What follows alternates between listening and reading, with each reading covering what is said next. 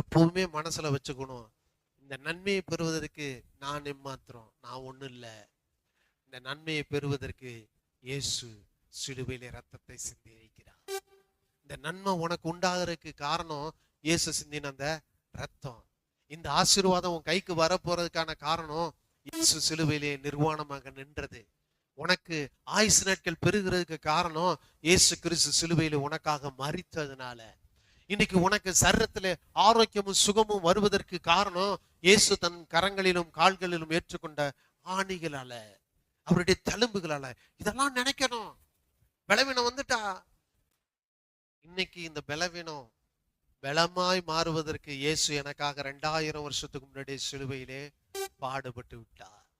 என்னை பலப்படுத்துகிற இயேசு கிறிஸ்துவினாலே நான் எல்லாவற்றையும் செய்ய எனக்கு பலன் உண்டாக போகுது. சொல்ல ஆரம்பிச்சிங்கன்னா உங்க ஆசை பெருகும். நான் வாழணும்னு ஆசை பெருகும். கர்த்தர் அந்த ஆசையை பூரணப்படுத்தி உங்களை திருப்தியாக்கி நடத்திடுவார். கை